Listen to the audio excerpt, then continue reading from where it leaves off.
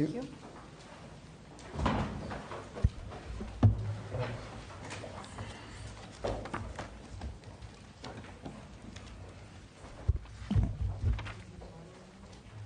Are we ready?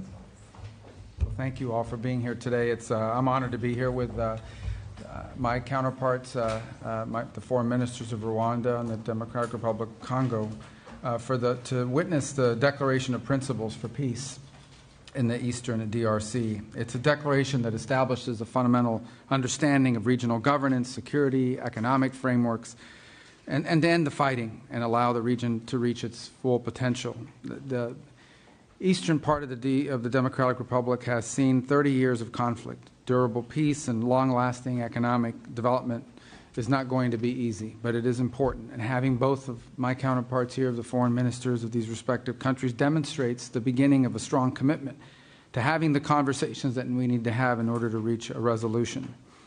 I'm proud to work for a president who's made peace, stable global peace, a priority of this administration.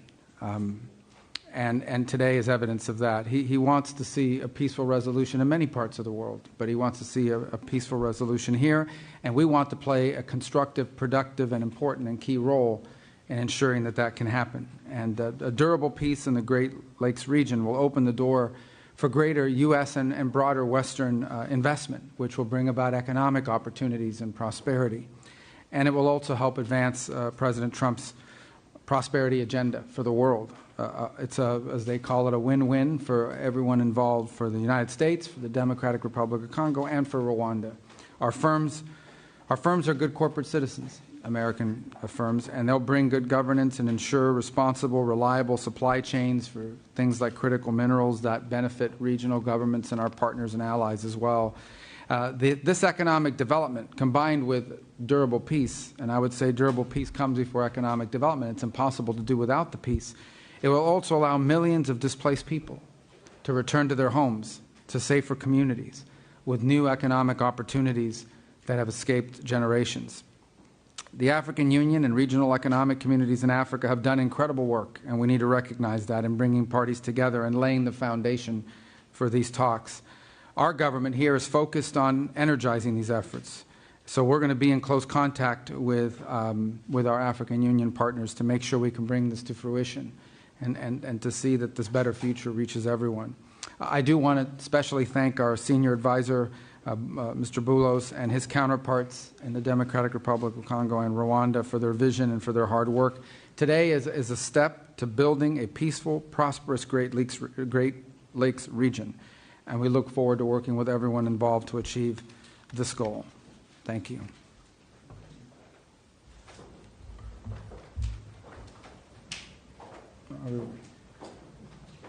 Okay, perfect. Thank you. Mr. My apologies. I should have turned to No. you. I apologize. I was looking. That was. No worries. Thank you. Mr. Secretary of State, Honorable Senator Marco Rubio, His Excellency Mr. Olivier Nduhungirehe, Minister of Foreign Affairs of the Republic of Rwanda, Excellencies, distinguished guests, ladies and gentlemen, today marks not an end but a beginning, a necessary step towards peace taken with resolve and purpose. This moment carries particular weight for the Democratic Republic of the Congo. In Goma, in Bukavu, and beyond, the reality of displacement, insecurity, and hardship continues. For us, the urgency of this initiative is not theoretical, it is human. We signed this Declaration of Principles not as a symbolic gesture, but as a political commitment, a reaffirmation of principles enshrined in international law, and most recently echoed in the UN Security Council Resolution 2773, a resolution calling for the immediate, unconditional, and verifiable withdrawal of all foreign troops from sovereign territory of the DRC. We are clear in the Great Lakes region, peace must come first, followed by the rebuilding of trust, and then, only when conditions are right, the careful reopening of a path to meaningful bilateral cooperation.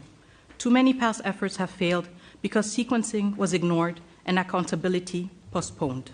Peace and development cannot rely only on good intentions.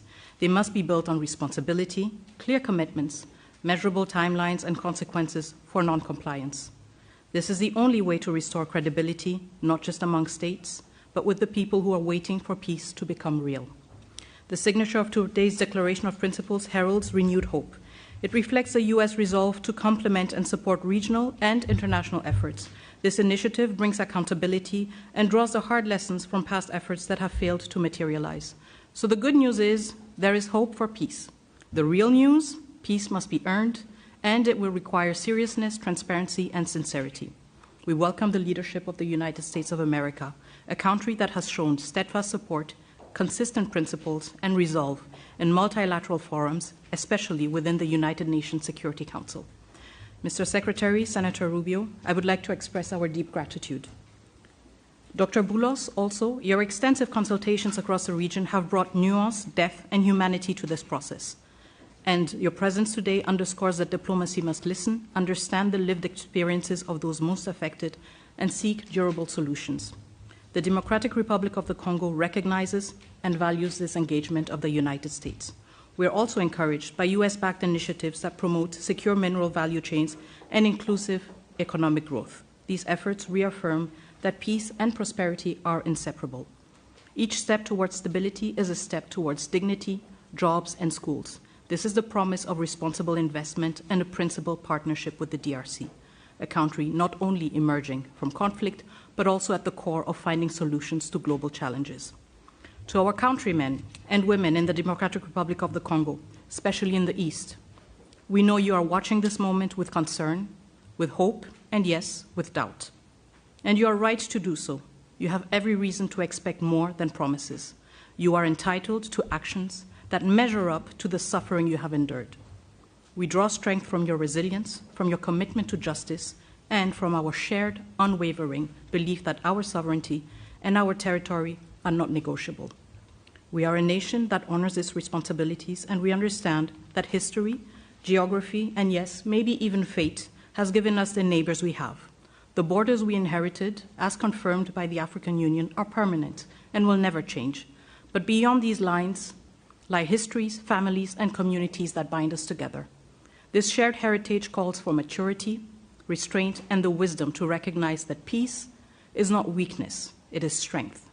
Once again, we stand at crossroads, with peace within reach, and we, the Democratic Republic of the Congo, are determined to move forward, building on the lessons from the past.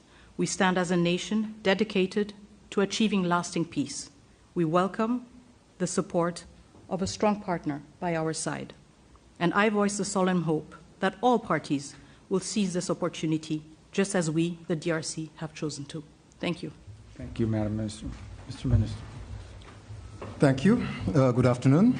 On behalf of President Paul Kagame and the government of Rwanda, I want to start by thanking President Donald Trump for enabling a real change in the conversation on how to resolve the situation in the Eastern Democratic Republic of Congo, leading to the signing of the Declaration of Principles today.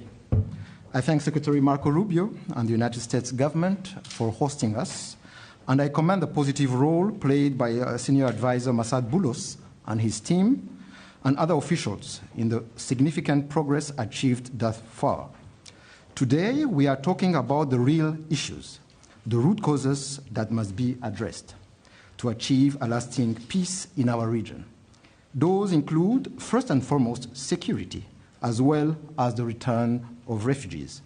In addition, and very importantly, we are discussing how to build new regional economic value chains that link our countries, including with American private sector investment. Our goal is a secure region, free of violent ethnic extremism, which is well governed. Working together, our region can be an engine of prosperity for all our peoples and indeed Africa as a whole. The Declaration of Principles opens the door to a definitive peace agreement, giving fresh impetus to ongoing efforts of the Africa-led process under the East African Community and Southern African Development Community, as well as the Doha track, facilitated by the State of Qatar, where we have seen important breakthroughs in recent days. Our common aim is to conclude a comprehensive peace agreement as soon as possible. But there are no shortcuts or quick fixes, and we have to do the hard work to get it done right, once and for all. Rwanda is committed and we are ready to continue working together with all the partners in of this initiative. I thank you all. Thank you. All right. There he is. Secretary Rubio is signing as a witness the Declaration of Principles between the government of the Democratic Republic of the Congo and the government of the Republic of Rwanda. This declaration commits the parties to mutual recognition of sovereignty and territorial integrity, addressing security concerns, promoting regional economic integration, facilitating the return of displaced persons, supporting MONUSCO, and drafting a peace agreement. These are serious commitments from each side. The Secretary's presence here today as a witness signifies the importance the United States places on resolving this conflict to ensure both countries and their people prosper.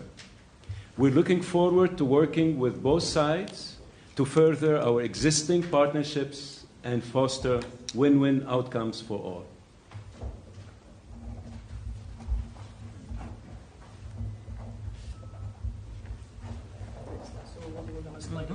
Perfect. Thank you.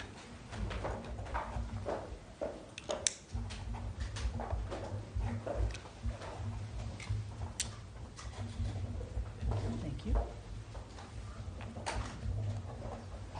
Thank you.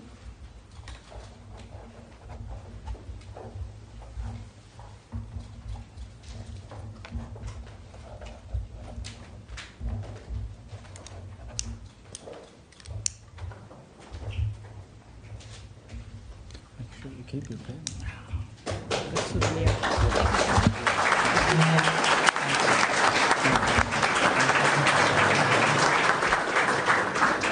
Thank you very much. Thank you so much. This concludes the ceremony. Thank you. Thank you. One question for the entire continent. Congratulations. Thank you. Thank you very much.